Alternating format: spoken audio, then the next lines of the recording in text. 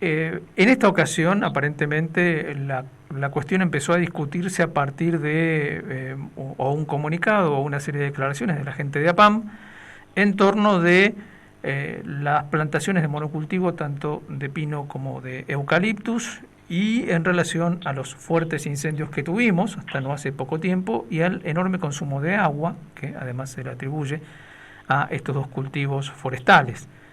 Y una recomendación que hizo APAM. Para hablar de este tema, de esa recomendación y de los fundamentos de esa recomendación, Christian Klingbeil, uno de los dirigentes de APAM precisamente, está en línea. ¿Qué tal, Christian? ¿Cómo estás? Muy buenos días. Buen día, ¿qué tal? Sí, sorprendido por la trascendencia que tuvo los dichos de don Hugo Sanz. Pude ver varias veces ya se había tratado de instalar ese tema y nunca tuvo una trascendencia, nunca tuvo una respuesta de estas asociaciones, organizaciones de gente vinculada a la actividad forestal, ¿no? Así que bueno, llamativo, pero en buena hora que necesitamos rediscutir un poquito los temas de cómo manejamos ciertas producciones en la provincia, ¿no?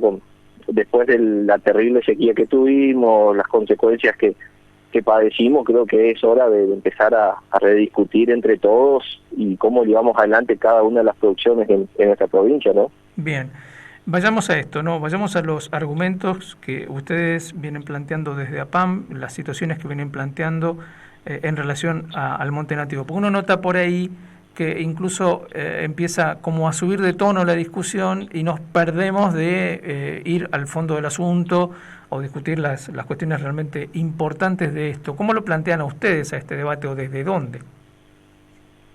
Sí, a ver, los montes nativos creo que no se deberían tocar.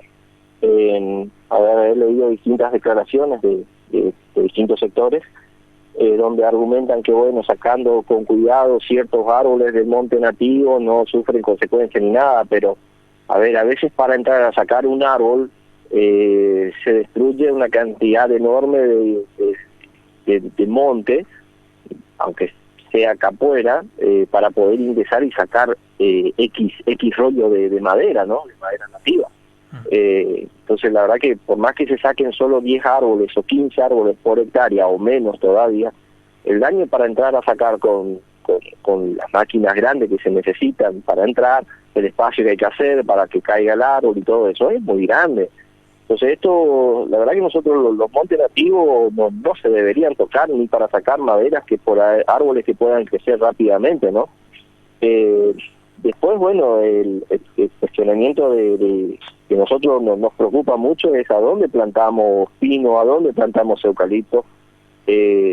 Con las últimas sequías nos dimos cuenta de cómo se vinieron abajo todas las vertientes, los arroyos, y es momento de empezar a cuidar un poquitito más a dónde metemos las forestaciones.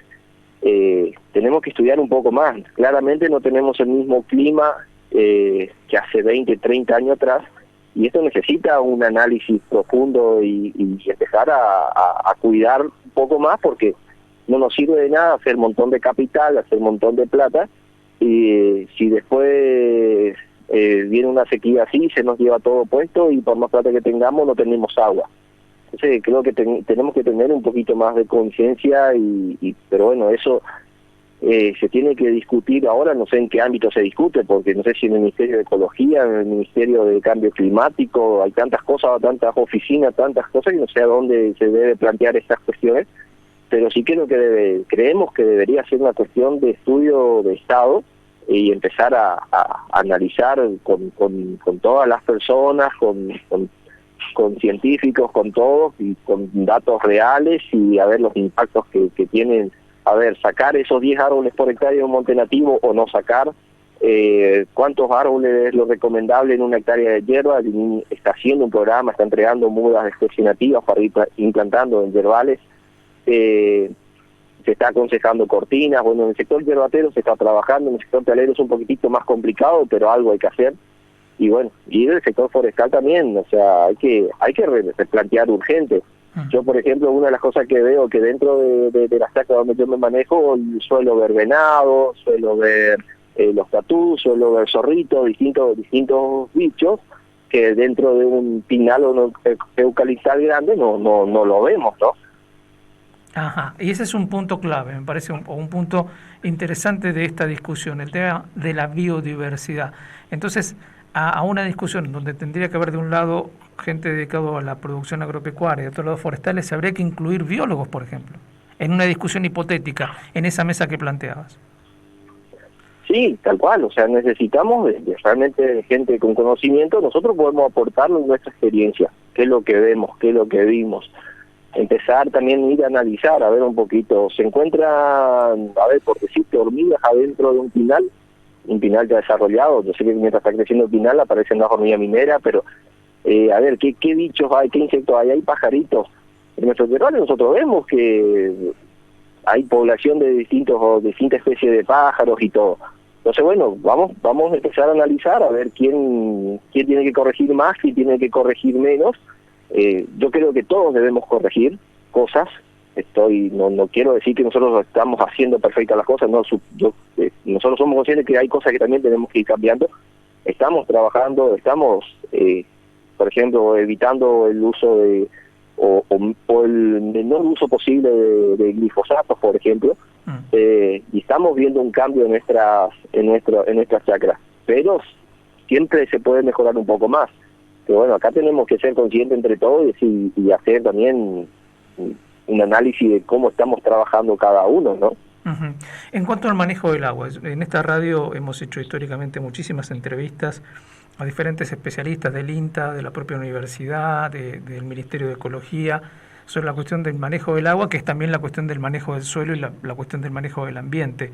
Y siempre se habla de las curvas de nivel, por ejemplo, la histórica prédica de Reutemann en el Ministerio o de Munareto en el INTA sobre la necesidad de replantear el uso del agua en la propia chacra. ¿Esto también debería entrar en la discusión? Totalmente. El término que hasta hace poco yo no podía lograr comprenderlo cuando decía Néstor Munareto, la cosecha de lluvia. Claro. Parecía una cosa tan la cosecha rara. De agua, dice él, ¿no? Sí, y entonces ahora hace poco lo estuve viendo, estuvimos analizando con un grupo de productores y se ven resultados aquellos que están haciendo. A ver qué es lo que pasa con esto. Muy pocos son los productores que pueden hacerlo, lo están haciendo productores muy grandes. Acá en la zona de Campo Ramón se suele ver en algunos caminos, pero eso debería ser una política de Estado, donde las máquinas de los municipios deberían estar haciendo esto continuamente. En Campo Ramón hay cerca de una chacra donde hago el servicio de cosecha de té. En cierto momento se capacitaron a los empleados municipales, se hicieron los pozos, pero nunca hicieron mantenimiento, porque esto claramente la lluvia arrastra tierra y se van llenando los pozos para que haga el filtrado dentro de la tierra, ¿no? Y que no se vaya todo el agua disparada a los arroyos, pero no se hicieron nunca más mantenimiento y eso se tapó de tierra y quedaron ahí en una linda experiencia y nada más.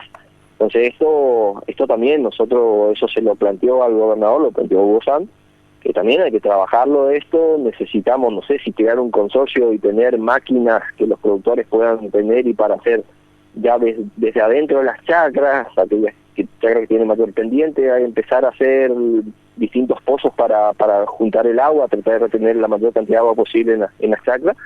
Y después, bueno, los caminos cerrados también ir haciendo, porque en los lugares donde lo hicieron, los caminos se mantienen mejor también, porque se evitan las grandes enchorradas de agua y evita que se hagan cunetones en medio del camino. Entonces, hacer pequeños muelles con el pozo a los costados y hasta los caminos se mantienen mejor. Pero bueno, eso debería ser ya también política de Estado y bueno, nosotros también dentro de nuestras chacras tratar también de sujetar, bueno, aquellas plantaciones que ya se hicieron mal, que tienen muchos años y no se cuidaron las curvas a nivel, lamentablemente cuesta mucho eliminar una plantación de té, por ejemplo, y plantar como debería ser. Pero dentro de todas las posibilidades que hay que tratar de hacerlo, pero para la gran mayoría de esto necesitamos, por ejemplo, máquinas retroexcavadoras para ir haciendo la cantidad de pozos que sea necesario en cada chacra.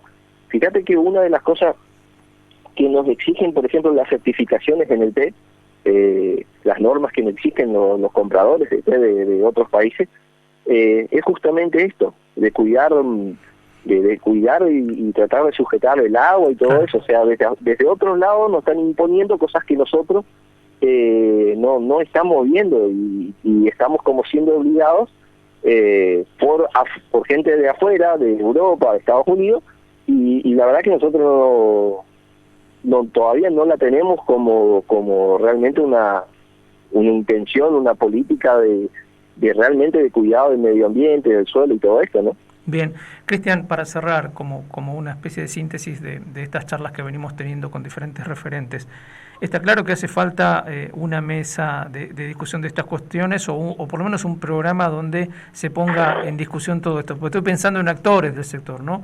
Está la red, por ejemplo, misionera de agua para el desarrollo rural, que tiene un montón de trabajo hecho sobre todas estas cuestiones con gente que articula, ahí sí, diferentes actores, ¿no? Ahí está el INTA, está la universidad, están los comités de cuencas, están los municipios. Generar una red de discusión así para poder avanzar en acuerdos, digamos, más que en discusiones que a veces se suben o se elevan de tono y que no conducen a mucho. Sí, es así. Hay que, bueno, esto, digamos, tenemos que reconocer, primero de todo, es ir a sentarse a una mesa de diálogo y luego acción, que no solo quede en diálogo, que no solo queden en lindas actas firmadas de acuerdo entre todos, pero lo que tenemos que lograr es que tenemos que ir con la predisposición y no ir a decir, no, yo estoy haciendo bien las cosas, solo los otros son los que tienen que mejorar. Eso es fundamental, que eso es lo que estamos viendo de varios sectores que como dicen, que la culpa la tiene el otro, y yo estoy haciendo todo bien. Pero, a ver, desde nuestro lado nosotros no tuvimos miles de hectáreas de té que se nos quemaron no sola pegada o yerbales, pero sí vimos cientos de hectáreas o miles de hectáreas de pino y eucalipto que se quemó todo. Entonces, tenemos que hacer media culpa y reconocer y estar dispuestos a escuchar, a aprender y ponerse a disposición para ir a cosas, porque no volvamos a sentir las consecuencias de la sequía que como la sentimos, como la que tuvimos hasta hace un par de semanas nomás, ¿no? Tal cual. Bueno, Cristian, seguramente volveremos a molestarte por estos temas, son temas además apasionantes, ¿no? Porque tienen que ver con una discusión estratégica para la provincia, de algún modo también. Sí, tal cual. A ver, si nosotros cambiamos nuestra forma de producir, le vamos a retener más el agua y tenemos un medio ambiente más amigable, yo creo que todas las cosas va a terminar beneficiando, todo vamos incluso hasta poder mejorar nuestra producción, y muchas de las cosas simplemente son con pequeños cambios de nuestra forma de trabajar, ¿no? Hasta hace poco estuve hablando con un ingeniero agrónomo y dice, bueno, fíjate que una de las cosas graves que pasó en Corrientes es de los incendios tan grandes, es porque no se tenían cortes dentro de los cuadros de pino con otras especies de árboles, con otras especies que no se queman, no son tan no son directamente árboles resinosos, y por ahí haciendo corte con otras especies nativas se podrían haber evitado mucho que se propaguen tanto los incendios como pasó en Corrientes. Bueno, esas cosas a veces alguno por querer hacer unos pesos más, uno no quiere perder ni 10 metros de campo, quiere meter todo pino, y a veces después, bueno, tener la consecuencia de una sequía que te hace perder el 100% cuando podías haber perdido solo un 5 o un 10%, ¿no? Claro. Entonces, bueno, todo esto se tiene que analizar, y esto tiene que ser una escuela. No buscarse enemigos, sino que esto tiene que ser una escuela para todos, por el bien de todos y para el bien de las próximas generaciones que nos van a ir más adelante, ¿no? Seguro. Cristian, nuevamente muchísimas gracias por atendernos, ¿eh? No, gracias a ustedes y que tengan un buen fin de semana. Igualmente. Charlábamos con Cristian Klimbel, entonces, dirigente de APAM,